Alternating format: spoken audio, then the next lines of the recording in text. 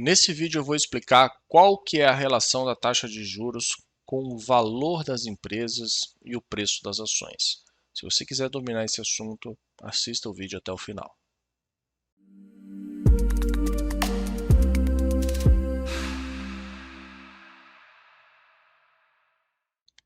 O primeiro conceito que a gente precisa entender é por que uma empresa tem determinado valor. O valor de uma empresa é o que ela pode entregar de lucro no futuro. O que ela já entregou de lucro até no valor presente, que é a parte contábil, que é o lucro contábil, isso já não interessa mais. O valor que a empresa tem é o quanto que ela pode entregar de lucro no futuro. Então, se o mercado está acreditando que uma empresa pode entregar mais lucro no futuro, o preço da ação sobe. E se o mercado está acreditando que uma empresa vai entregar menos lucro no futuro, o preço da ação cai. Se uma empresa não tem capacidade nenhuma de entregar lucro no futuro, essa empresa não tem valor. Esse é o primeiro conceito. O segundo conceito que a gente precisa entender é sobre juros. Como que funciona a dinâmica dos juros? E eu chamo os juros de maestro de toda a economia e de todo o mercado de capitais. Os juros é o que remunera o título público federal, seja do Brasil, seja de qualquer país. Esse juros é representado pela nossa taxa Selic. A gente está no meio de ciclo de alta da taxa Selic. O que acontece?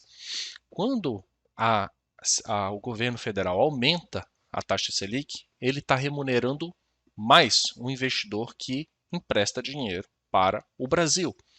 Então eu vou emprestar dinheiro para o Brasil e vou receber uma remuneração maior por isso. Quanto maior é essa remuneração, menos eu vou ficar incentivado a investir em ações, porque ações representam um risco muito maior. Dentro do ambiente macro brasileiro, o título público federal é tido como ativo livre de risco, porque se o Brasil quebrar, é como se fosse um corpo, né? E dentro estão os órgãos. Se o corpo morrer, se o cérebro apagar, os órgãos também vão morrer tudo junto dentro, né? Então, o título público federal ele é tido como ativo livre de risco, certo? Então, se o ativo livre de risco está pagando mais, você vai ficar menos incentivado a investir numa coisa com risco, certo? Esse é o primeiro ponto. Isso desincentiva os investidores a aportar capital na companhia. Desincentiva os investidores a fazer negócio, desincentiva o empresário que quer abrir uma empresa porque ele vai ter um lucro de 15%, mas o custo de capital dele está alto demais. Esse é um outro ponto que eu vou trazer para vocês agora. Para a gente começar a nossa conversa aqui, eu gostaria de trazer isso aqui para vocês. Esse aqui a classificação de risco. Isso pode servir para o Brasil, ou para o crédito soberano, a classificação de crédito soberano, ou a classificação de crédito das empresas. Cada país, e aqui os Estados Unidos está na classificação mais alta, que é o país considerado o menor risco do mundo de quebrar ou de não pagar a sua dívida, e o Brasil está aqui, ó, nessa faixa do grau de não investimento ou grau especulativo.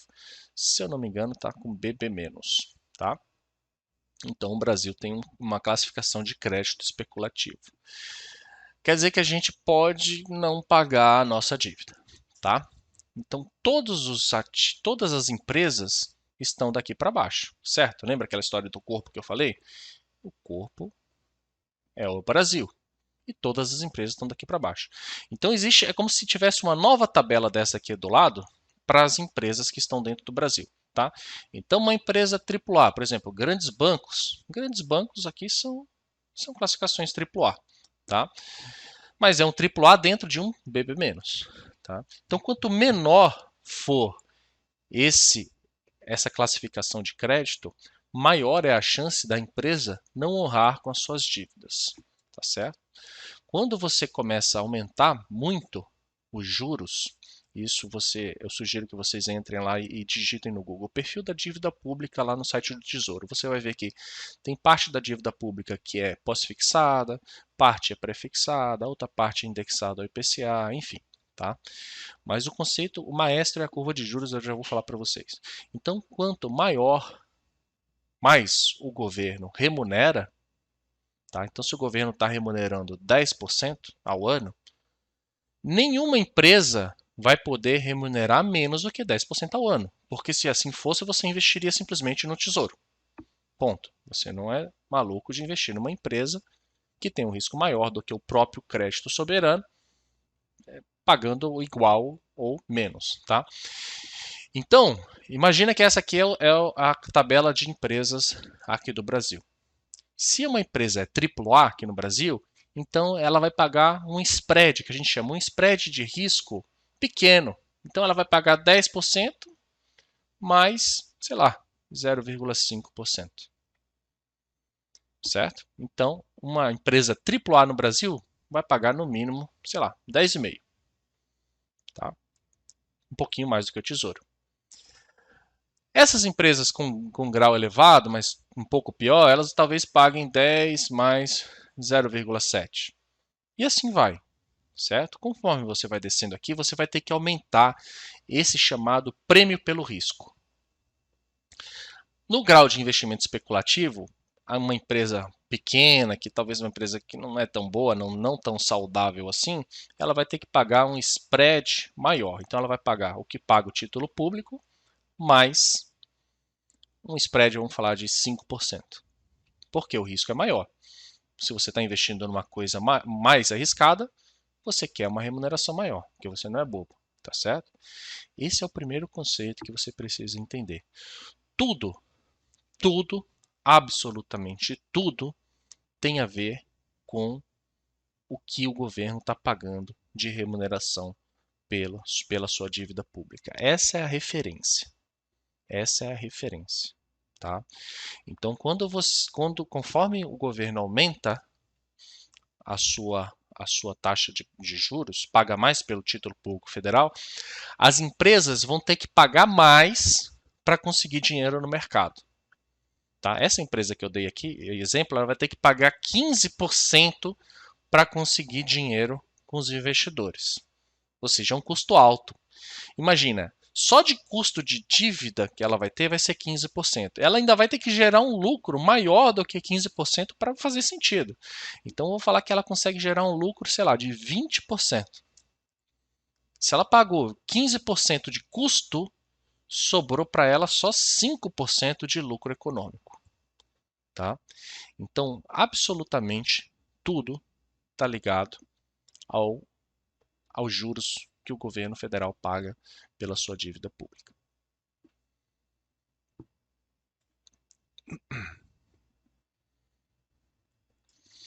O segundo ponto que eu gostaria de trazer para vocês é o seguinte: cada empresa ela tem um perfil que a gente chama estrutura de capital. Ela tem um pouco de capital próprio. Vamos supor que 60% do dinheiro que está na empresa, que a empresa tem, é dinheiro próprio, é dinheiro dos acionistas. E 40% é dinheiro emprestado, é dinheiro de emissão de dívida. Ela emitiu um título, emitiu uma debênture, ela emitiu um CDB, ela emitiu alguma coisa e pegou dinheiro emprestado. Tá? Isso aqui chama estrutura de capital. Nessa estrutura de capital, essa empresa fictícia tem 60% de capital próprio e 40% de capital de terceiros. O custo de capital de terceiros geralmente é menor do que o custo de capital próprio. Então vamos supor aqui que o custo pelo capital de terceiro seja de 10%. E o custo de capital próprio seja de 15%. Professor, por que o capital próprio ele é mais caro do que o capital de terceiros? Bom, isso acontece porque mesmo que a empresa esteja com dívidas, ela vai pagar a sua dívida. Ela vai pagar os seus credores. Tá? Agora, a empresa só vai distribuir lucro para os seus acionistas se ela estiver tendo lucro. Então, assim, o acionista ele tem uma incerteza muito maior em receber o dinheiro dele, que ele aportou na empresa, do que uma pessoa que emprestou dinheiro para a empresa. A pessoa que emprestou dinheiro para a empresa, ela vai receber dinheiro antes do que o acionista. O acionista só recebe dinheiro se a empresa estiver tendo lucro. Tá certo? Só que tanto para esse custo de capital aqui de terceiros, quanto para o custo de capital próprio, adivinha quem é a referência? Isso mesmo, o título público federal. Tá? Então, conforme o título público federal aumenta a remuneração paga, esse investidor, esse acionista vai exigir mais retorno da empresa. Caso contrário, ele simplesmente aporta e empresta dinheiro para o governo federal. É muito menos arriscado. E quem está emprestando dinheiro para a empresa também vai exigir mais retorno. Ou seja, pessoal, essa empresa, ela tem um custo, esse capital dela tem um custo. Tá? Ou seja, quanto mais o título público federal sobe de preço, quanto mais a Selic sobe, mais aumenta o custo de capital da empresa, mais aumenta o custo de dinheiro da empresa. Então vamos supor que esse custo dessa empresa, que a gente chama de WACC, o custo médio ponderado dessa empresa é de 12%. Tá? Esse é só o custo que ela tem que pagar os credores e os acionistas. Essa empresa precisa ter um lucro maior do que 12% para fazer sentido. Para fazer sentido a existência dela. Tá? Então, se ela tem um lucro, o negócio dela dá um lucro de 15%, ela paga 12 e ainda sobra 3. Esses 3 a gente chama de lucro econômico. É o que realmente interessa.